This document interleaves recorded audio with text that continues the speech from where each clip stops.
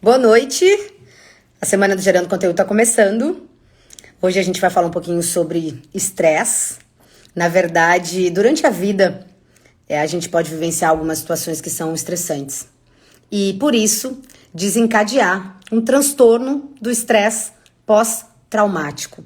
A gente vai entender um pouquinho o que é isso, quais são os sintomas, o que a gente pode fazer para melhorar e para ajudar quem a gente sabe que está passando por uma situação desse tipo.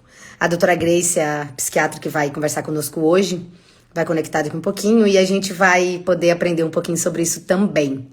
Fiquem à vontade para encaminhar essa live para as pessoas que vocês querem que aprendam um pouquinho com a gente.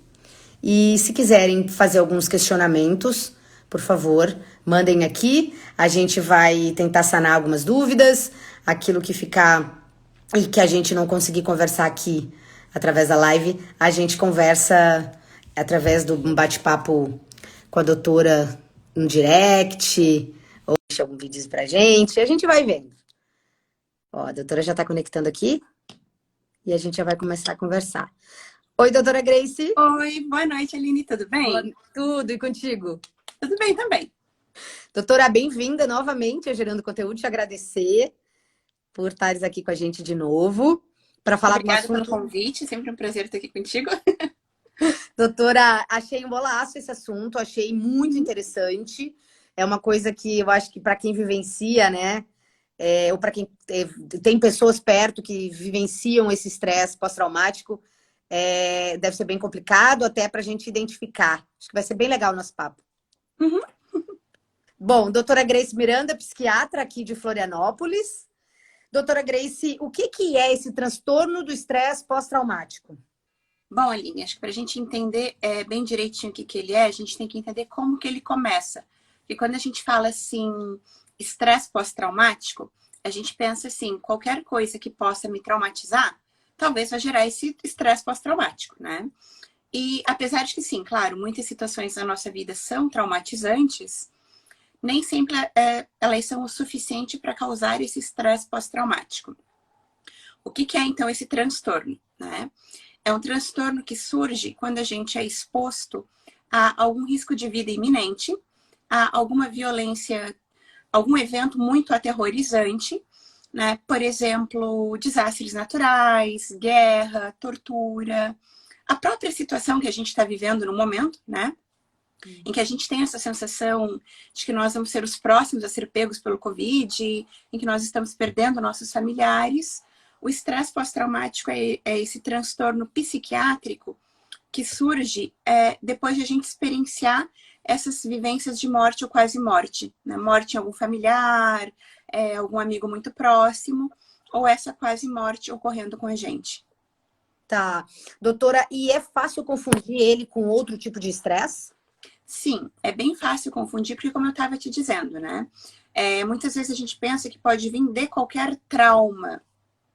Por exemplo, a gente pode se traumatizar com muita coisa, né? Vamos falar assim de uma ruptura de um relacionamento, de um emprego que não vai como a gente gostaria. E a gente pode desenvolver outros transtornos psiquiátricos por conta dessas situações que a gente não consegue reprocessar e ressignificar bem, e evoluir para um transtorno ansioso, um transtorno depressivo. Mas essas situações não são estresse pós-traumático. O estresse pós-traumático acontece assim, por exemplo, fui atropelada, né? E aí eu começo a desenvolver os sintomas de medo, de evitação, que vem do estresse pós-traumático. Tá. Doutora, e quais são os sintomas que a gente pode relacionar a esse estresse pós-traumático? Bom, vamos pensar assim, numa pessoa que sofreu um ataque, uma violência muito grande, né? O primeiro sintoma para que a gente possa ter o estresse pós-traumático é que realmente tenha acontecido algo. Houve uma violência grande que me aterrorizou, que me assustou muito, que me fez pensar naquele momento que poderia ser o fim da minha vida, né? Um assalto à mão armada, um acidente de carro, situações de tortura, violência sexual. Então, a gente tem um ponto no tempo, né? Uma ruptura no tempo da minha história em que aconteceu aquele evento. E os nossos sintomas de estresse pós-traumático, a gente pode dividir eles em 4 categorias, que vão ser quais, né? O amortecimento afetivo e a perda cognitiva é uma, a revivência é outra, a excitabilidade aumentada é a nossa terceira, e a gente ainda pode ter uma quarta, de que é a intrusão. Então, me aconteceu algo muito ruim, algo muito difícil, e nos dias seguintes, é normal que a gente se sinta impactado, né? Vamos pensar assim, aquela pessoa que estava andando com o celular na rua, passou alguém e levou o celular. A gente vai ficar mais assustado, mais amedrontado, a gente responde com mais rapidez aos estímulos do meio, a gente se assusta mais, né? A gente fica pensando que aquilo pode acontecer de novo, mas se eu consigo superar isso, eu estou tendo não só, né? Mas eu estou tendo um quadro de estresse agudo. Caso esses sintomas perdurem, passem de 30 dias e comecem a limitar o meu funcionamento, aí nós estamos falando de um transtorno de estresse pós-traumático. Vamos pensar assim, aquela jovem que saiu e foi violentada, né? Ela é mais propensa a evoluir para um estresse pós-traumático, muito mais do que alguém que foi assaltado e teve um celular furtado, né? Mas então vamos pensar nela. Ela começa a reviver aquelas cenas, ela começa a ter pensamentos intrusivos, ela começa a fazer esforços para evitar de que a mente, que a cabeça chegue naquele ponto, ou quando as pessoas questionam alguma coisa, ela demonstra muita irritação, começa a apresentar perdas de memória, incapacidade de sentir tanto bom quanto que é ruim. Esses são os nossos principais sintomas aí do estresse pós-traumático. Cada paciente é um paciente e a gente pode estar vindo a vivenciar o estresse pós-traumático de forma diferente entre um e outro. Tem pessoas, talvez você vai me perguntar isso, mas né, é em todo mundo que vai acontecer? Era a próxima. Me antecipei. Não é em todo mundo, né? Existem alguns fatores de proteção para que a gente não tenha estresse pós-traumático ante esses eventos adversos. Por exemplo, se é algo que acontece em conjunto, por exemplo, acontece não só comigo, acontece com a minha comunidade toda. Por exemplo, o Covid, né? É mais fácil para nossa cabeça entender de que aquele trauma não foi direcionado a mim, apesar de ele ter acontecido para mim. Se eu tiver apoio da minha comunidade, apoio dos meus amigos, apoio dos meus familiares, se me acontece algo muito ruim, mas a minha família me acolhe, eu sou levada rapidamente para um atendimento, a possibilidade de eu evoluir para um estresse pós-traumático é muito menor. Não ter tido outros traumas, por exemplo, estou eu dirigindo e alguém bate no meu carro, mas eu nunca passei por acidentes, também é mais difícil que eu vá apresentar um quadro de estresse pós-traumático. Por que acontece isso? Por exemplo, eu posso bater o carro e não apresentar.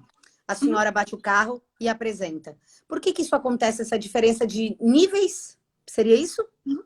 Isso, né? Aí a gente vai ter, como eu estava te falando, essas questões ambientais, né? Por exemplo, se você... nós duas batemos, uma bateu no carro uma da outra, né? Tá. Nós duas nos machucamos de forma relativamente semelhante. Mas quando você foi levada até o hospital, sua família já estava lá te aguardando, já tinham amigos te esperando, enquanto que eu tive que ir sozinha. Na saída também não tinha ninguém lá para me buscar. Esses fatores, eles facilitam que a gente vá evoluir para um estresse pós-traumático ou não, né? A gente ter condições de buscar o tratamento, né? Ter condições financeiras melhores também. Vamos dizer que a sua família rapidamente te leva até um terapeuta, a um psiquiatra, mas a minha não, por condições que não puderam, então é mais fácil que eu vá evoluir também com estresse pós-traumático. Se eu já venho de uma história traumática, por exemplo, já lá na minha infância, eu já tinha uma história de negligência, de abuso, eu já me sinto mais sozinha nesse mundo. Então também é mais fácil para que a minha cabeça vá apresentar sintomas do estresse pós-traumático do que contigo, que vai ficar ali uns dias assustada, vai ficar uns dias receosa de voltar a dirigir, mas que vai ter alguém te ajudando, te apoiando, indo contigo a locais. Doutora Grace, e eu consigo sair dessa sem auxílio médico? Eu consigo identificar que eu estou, vai passar e eu só aguardar? Ou não? É Não. preciso, é ideal que eu procure uma ajuda, que eu, né, consiga tratar? O ideal é que a gente procure ajuda, até porque, para que a gente entenda exatamente o que é o estresse pós-traumático, a gente pode entender assim: houve essa violência muito grande, né? E fisiologicamente, houve um aumento de cortisol muito grande dentro da minha corrente sanguínea. Esse excesso de cortisol, ele pode causar algumas lesões neurológicas. Ele pode diminuir o tamanho do meu hipocampo, ele pode aumentar o tamanho da minha amígdala, e isso vai me tornando mais reativa a estresses futuros e a revivência. Então, sem um tratamento especializado, adequado, é muito difícil que a gente retome esse controle da vida que a gente tinha antes, né? Mas com um acompanhamento adequado, uma terapia, medicação adequada, a gente consegue sim sair desse estado de estresse pós-traumático e até chegar a uma total remissão de sintomas, em que a gente já não se incomoda mais de passar naquela rua que aconteceu o acidente, a gente volta a dirigir, a gente volta a ter o controle da nossa vida. Tá. Doutora Grace, tivemos um questionamento aqui, ó, vou ler para ti. Crianças e adolescentes, neste período de pandemia, possivelmente ficam mais suscetíveis ao estresse pós-traumático. Na volta às aulas, deixa eu abrir aqui. Na volta às aulas, nós, educadores, o questionamento ficou cortado porque ele não deixa a gente ler, fica pequenininho e o texto não muito grande, a gente não consegue ler todo. Mais suscetíveis ao estresse pós-traumático, eu não consigo ler o resto. Na volta às aulas, nós, educadores, deve ser alguma pergunta relacionada a isso, doutora, em relação à pandemia, à volta às aulas, como é que vai ser lidar com isso? Acho que vai ser um aprendizado muito grande para todos nós, né? Talvez o que a Jurema esteja perguntando é como que nós, educadores, poderíamos estar auxiliando. Perfeito. Né? Na criança, os sintomas eles aparecem um pouquinho diferente do que no adulto. Então, por exemplo, vamos falar de crianças pequenas, né? Uma coisa muito comum na criança pequena com estresse pós-traumático é que ela fique demonstrando a revivência, não por aquele flashback intrusivo em que ela vê a cena acontecendo, mas ela interpreta. Então, ela pega lá os brinquedinhos dela e ela vai interpretar aquele acontecido, né? Aquele acontecimento. Então, na volta às aulas, os educadores, como que podem estar observando essas crianças? Crianças que fazem muitos desenhos relacionados à situação. Por exemplo, vamos pensar numa criança que perdeu os avós, que não pôde se despedir, né? Ela pode estar desenhando aquela cena do enterro, do velório, do hospital, da ambulância levando aquele familiar embora, que ela não conseguiu entender o porquê que a pessoa foi embora e não voltou nunca mais. Né? A criança que começa a se expressar com muita agressividade, a criança que começa a demonstrar uma regressão, né? Aquela criança que antes era afetiva, fazia coisas, começa a não fazer, vai deixando de fazer. Esses são grandes sinais de alertas na criança. O adolescente, ele já não vai verbalizar, não vai fazer desenhos, né? Ele já consegue verbalizar um pouco mais, ele vai demonstrar mais irritação, mais cansaço, uma dificuldade maior de aprendizado. São coisas que a gente pode estar esperando. E em nós adultos, pensamentos intrusivos. Estou eu lá pensando nas coisas do meu dia a dia e de repente me volta aquela cena do carro batendo, do carro rodando, né? Um carro passa muito perto do meu, eu já acho que ele vai bater em mim, começo a me irritar do nada. Então, esses são sintomas bem interessantes de a gente prestar bastante atenção. Justamente isso que eu ia te questionar. Pensando em aquele olhar para o próximo, que a gente conversa, principalmente conversou bastante no Setembro Amarelo, em como perceber, em como dar uma atenção, em como ajudar o paciente que tem esse diagnóstico ou que está precisando ir, né, a procurar um auxílio para que então se perceba que ele está. O que a gente pode fazer para tentar ajudar? A primeira coisa é realmente oferecer aquela escuta ativa, né? Livre de julgamentos. Buscar que a pessoa veja na gente aquele porto seguro que às vezes ela precisa, né?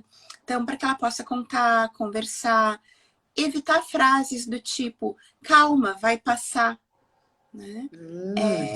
Então, claro que a gente espera que isso aconteça, que passe, que a pessoa melhore.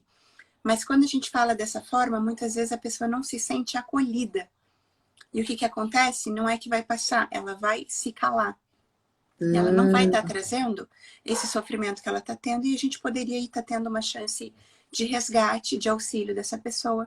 Oferecer companhia para buscar um médico, um psicólogo, uma indicação de tratamento, né? Prestar atenção se houveram mudanças. Muitas vezes a pessoa ela vai começar a agir de um jeito diferente do habitual dela. Ela demonstra mais irritação, ela demonstra, de repente, parece estar meio fora do ar, desconectada com o que está acontecendo. Então, quando a gente oferece essa ajuda, a gente buscar respeitar aquele momento dela, né? E realmente oferecer ajuda. O que eu posso fazer por ti? Né? Estou observando que você não está bem e eu me preocupo contigo. A gente trazer essa fala para um movimento de fala não agressivo, não violento, para que a pessoa possa ter esse acolhimento de buscar o auxílio que ela vai necessitar. Doutora Grace, não sei se você já fez algum post com as dicas do que não falar para as pessoas que estão passando por um tratamento depressivo. Tu já tens isso no teu Insta? Eu acho que sim. Eu tenho a impressão que sim. Vou dar uma olhadinha, olhar de novo na página, porque eu achei muito interessante. Dicas do que não se falar quando a gente está tentando, porque às vezes a gente quer ajudar, quer prestar um auxílio, quer acolher, e às vezes a gente não sabe como lidar e usa realmente algumas frases que podem estragar tudo. Adorei a dica do calma, isso vai passar, não falem de jeito nenhum, entendam, mas não falem essa frase. E vou dar uma olhadinha e ver se isso... eu acho que isso é matéria de um post bem legal. Acho que é. Se não for, vai ser. Vai ser. Doutora Grace, quero te agradecer. Eu acho que esses minutos foram legais para a gente entender um pouquinho o que é, né? O que é esse universo aí do estresse pós-traumático. A gente lida com situações de estresse e de algumas coisas que são realmente traumáticas diariamente, né? A gente ouve muito falar também, às vezes um pouco longe da gente, às vezes muito perto, com a gente. Então, entender um pouquinho, ajudar e procurar ajuda. Eu acho que esse é o ponto principal, né? É importante a gente entender a importância do buscar ajuda, já que nós ganhamos recentemente o título de país mais ansioso do mundo. Sério? Sério. Nós somos hoje o país mais ansioso do mundo, que eu acho que é um prêmio horrível de se ter, né? Que eu estou contribuindo, confesso, para esse prêmio. Eu vou até dar uma olhada nisso. Doutora Grace, muito obrigada, tá? Obrigada pelo convite. Boa noite, eu sei que tens aula depois, então vamos nos falando. Tá certo, boa noite. Super beijo. Tchau, Beijo. tchau. Tchau, tchau.